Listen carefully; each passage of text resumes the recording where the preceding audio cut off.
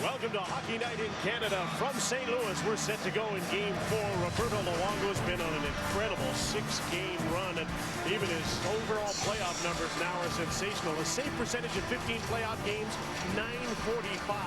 Chris Mason is back into the other end.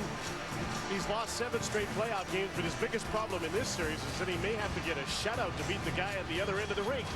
Dan O'Rourke and Mark Jonette are the referees for this game, with Johnny Murray and Jay Sherrish working the lines.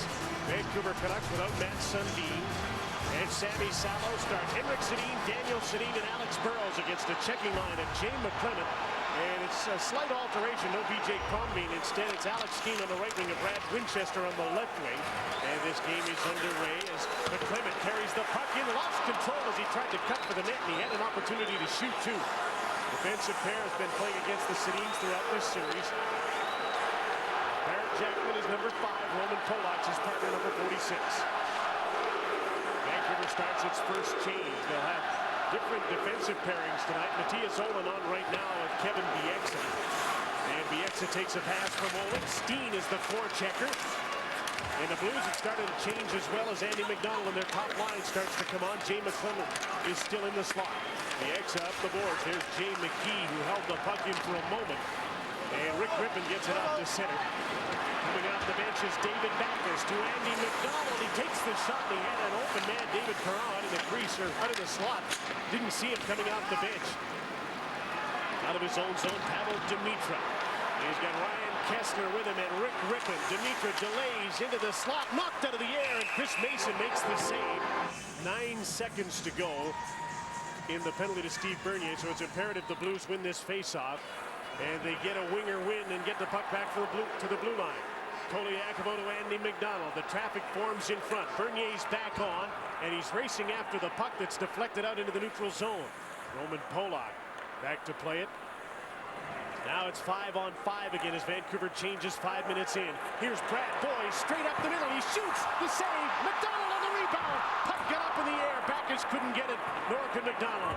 And Luongo stopped Brad Boyes again. Back the other way. Mason Raymond deep for Steve Bernier. Carlo Koliakovo is there. Gave the puck away to the front of the net. Wellwood scores! Kyle Wellwood on a giveaway, got a breakaway, and Vancouver gets the first goal. It's 1-0. Well, from one end to the other, we've seen it so often, and especially in the playoffs, the emotion of a big save at one end and the transition at the other. Roberto Luongo had to be very sharp as Boyes just knifed his way through the defense. Good save, and then an acrobatic chance by McDonald. But at the other end, a nightmare. I mean, Koliakovo loses the puck, a little short pass to Boyes, and what a move by Kyle Wellwood. I mean, almost impossible for Chris Mason not to follow that hard move across. You just can't stay on that hard post. And a good read and a smart move by Wellwood, and an excellent finish. 2 former Leafs. They were teammates. Koliakovo gave it up. Wellwood got his first ever playoff goal. Credit Bernier with putting some pressure on him there too, but I have to wonder whether Boyes yelled for that puck and he simply didn't see that Wellwood was there as well. So Vancouver gets the first goal, an unassisted marker by Kyle Wellwood at 5:20 of the first period. Well, Vancouver will look for another one and try and take the spirit of a comeback away from the St. Louis Blues. They've outshot them 5-3 and have the lead. Here's Rick Rippon. Ryan Kessler with a shot, a big rebound. Jeff Wojciechowski cleared it to the boards. Jay McKee after the puck along the boards, trying to move it to Jay McClement. Held in by Kevin Bieksa at the blue line for Rick Rippon. He's on his own. His teammates are changing. Tim, almost a self-fulfilling prophecy for Andy Murray, talking about how poorly his defense were handling the pressure. And already we've seen some bad passes, we've seen some misplays, and of course the turnover for a goal. There's a bouncing puck, and now it's controlled by BJ Crombeen. Dan Heino's tripped up. Shane O'Brien's going to get a penalty here. Blues are going to go to the power play as they pull the goaltender for the extra attacker. A shot went through the top of the crease and came off the boards all the way down the ice. And as Andy McDonald gets back for it, Hordichuk can't touch it. The extra attacker is on here on the delayed penalty call, and now Vancouver gets control, and O'Brien is going to go off. And the St. Louis Blues, trailing 1-0, go to the power play. It's a cross-check on O'Brien on Hockey Night in Canada on CBC. St. Louis gets its second power play, the first official one. The other one was official, but it was short. And they trail 1-0 as Alex Burrows meets a pinching defender, at least a man playing as a defender, Patrick Berglund, who came down along the boards. And Vancouver was able to get the puck to center. This power play 1 for 17. It's been the bane of the Blues' existence in this playoff series. They were a team, said Andy Murray, that was very good at scoring late in power plays, wearing teams' penalty killers out, and they just haven't been able to do that at all. No, they haven't, and I find it interesting. You think about what they're trying to accomplish early and get traffic in front of Roberto Luongo, but Keith Tkachuk, the best known for the Blues to do that, is not on that first power play. So early on, a little bit of a smaller unit and not that much of a net presence. But Jim, when you're 1 for 17, and this is typically the group that's been starting, I just wonder if it's maybe time to change it around and try to put a different look in front of Roberto Luongo. McDonald, Backes, and Boys. Berglund drops back to the right point. Carlo Koliakovo on the left point, 4 forwards and a D-man. Ryan Kesler on his strong side won the draw. Alexander Edler lost the puck in his skates. It's back to the blue line and Koliakovo. He dishes off. McDonald to Boys. And back to the blue line. Koliakovo.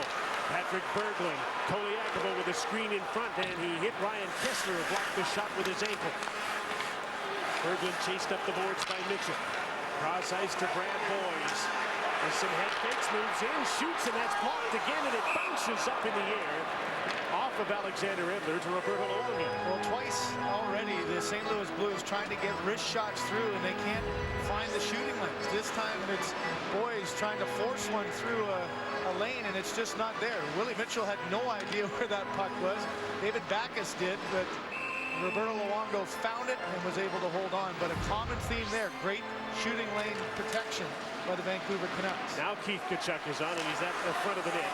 Alex Steen back on the right point. David Perron to Steen, takes the shot. Tkachuk right there, and so is Luongo, who makes the save. Now, one thing that Tkachuk usually does well is he says good job to Steen. Is good hand-eye, but then usually he turns and looks for the rebound. But look at even his positioning there isn't mirroring Luongo. Luongo stepped to his right at first, looked over his shoulder, and then calmly got into that lane. The only power play goal in this series for St. Louis was a Steen shot and a rebound for Brad Boys. Koliakovo to Steen, quick shot and a block by Ryan Johnson. And it deflected out of play. Ryan Johnson played 17 minutes in the last game in his best game as a Vancouver Canuck. When you think of players that make their mark in the postseason, right now, with 3 games in, Ryan Johnson is making his presence felt in the Vancouver lineup. And this is how he's sacrificed numerous times on the penalty kill, throwing his body fearlessly in front of the puck. He lost that last draw, but he won 11 of 14 in Game 3. Keith Tkachuk is waved out. TJ Oshie has to come in. This should be a freebie for Johnson. But the Blues gang it and get the puck back. David Perron, Alex Steen tried to give him the puck back. A miscue, and Olin got it to the blue line, not out. But all Steen could do is just keep it in, and Mason Raymond swatted the puck down the ice. It's interesting, Oshie there in a different position. Typically, he's been the one on the blue line. This time, Steen is there. And I don't mind that. A young player who's struggling offensively, it's maybe a little bit too much for him to handle right now. Boy, Witka and Steen are the point men the Blues don't really have and haven't had all year. That big shot from the point. Perron gets a return pass, and he miscued his shot. Didn't get all of it the way he wanted to, and a quick pass from Keith Tkachuk and a given goal.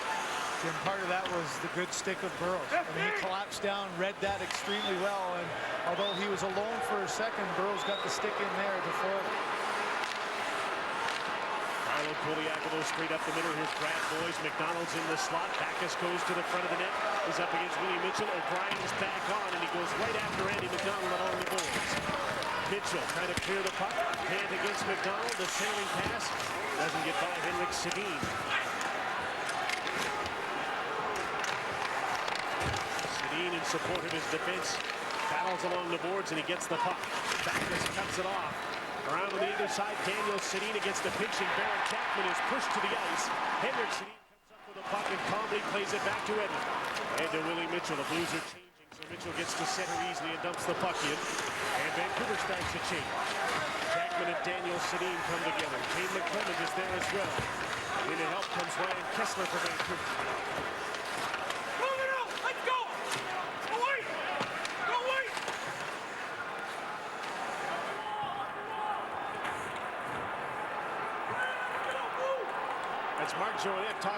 guys in the scrum telling them to move the puck, and eventually they did move it, and it's out to center. Jim, that shift really represents how much the Sedin twins have grown. Battles at both ends, physically taking care of the body, and then protecting the puck and getting it out and keeping it in. Henrik getting it out and Daniel keeping it in. Pretty good shot by Ryan Kessler. A good hit by Matthias Olin. Vancouver leads 1-0. More than halfway through the first period as Game 4 has now settled in. There's Ossie Vannon. In his first playoff game as a Vancouver Canuck, he's played 17 overall with Phoenix and Colorado. Just 3 regular season games for Vancouver after being picked up on waivers. Dan Heino up against Matthias Olin. Looks like Matthias is going to play a lot tonight. In the absence of Sammy Salo, here's David Perron. Off the boards. He's got Berglund in front of the net. So is Dan Heino. And the puck steered away. Berglund and Heino battle for it. Patrick Berglund with Perron fighting for some ice in front of the goal. Good shift here for St. Louis. A tip by David Perron just wide. Pavel Demitra gets the puck, and Vancouver takes over in its own zone as St. Louis changes. Matthias Olin will come out. That's been the frustration for St. Louis all series long, Jim. Even when they've had a little attack zone time, they've been kept to the outside so effectively by the defense of the Vancouver Canucks, and then the forwards collapsing in the middle. There's just nothing there to penetrate into Luongo. Fourth line shift here for Vancouver. That's Jannik Hansen. Young Danish speedster back to the blue line. O'Brien passed the puck outside the line. BX has got to hustle back. Brad Boyes is right on him. He's got Oshie following him. Keith Tkachuk coming on this line as well. Good hustle by Boyes. Johnson comes back for Vancouver to help. BX up the boards. The defense pinches, and Koliakovo loses the battle. Vancouver comes out. That's a defenseman, Tkachuk, who tried to throw the hip check at Jannik Hansen. Forward Keith Tkachuk helping out the defense. Hordichuk went down. Brad Boyes went down as well, and he's slow to get back up. Here's Andy McDonald dumping the puck in. And Brad Boyes is very slow to go to the bench after that collision with Darcy Hordichuk. Long slap pass by Henrik Sedin, knocked down by Alex Burrows. The Blues get the puck on a delayed offside. Alex Steen races after the puck. He's got Backes in front. The pass whistled right by him and all the way outside the blue line. Sedin's and Alex Burrows after it for Vancouver. Roman Polak. His partner Barrett Jackman, the former Regina Pat, moves the puck quickly to David Perron. Lost control as he stick handled. Edler's knocked down by Perron. And Backes couldn't come up with the puck. Backes, Steen, and Perron. And their shift comes to an end, so Vancouver's Willie Mitchell has some time here.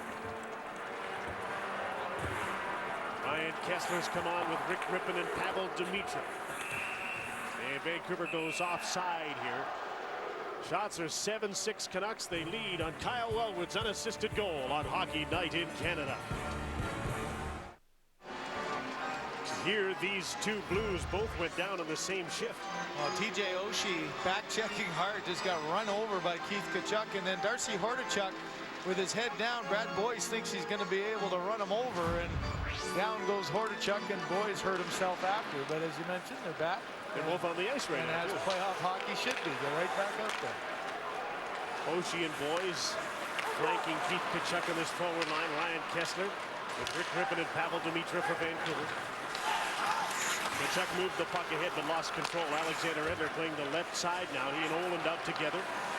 Here's Kessler with a shot off the stick. And Jay McKee tipped that one over the top of the net and off the glass. Rick Rippon had the puck swept away by McKee. And a chance for the Blues to get out. Brad Boyes takes the pass from Jeff Whitcup. Dumps the puck in for Oshie. He and Edler battle. Patrick Berglund just coming off the bench is in to help. Rick Rippon is back. Crombie takes a run at him, but the puck had already been delivered. Matthias Olin off the boards, not to center. Mike Weaver with a long shot back in, dies on the inboards. Dan Heino is there with Crombie and Berglund. Puck is swept away, and here's Berglund, pretty quiet in this series. Took a shot. Crombie hits some legs. They can't buy one. That was by the long one, went off a couple of wickets in front and out. And it looked like a certain tying goal. Here's Alexander Edler. Mason Raymond. Matthias Olin had his stick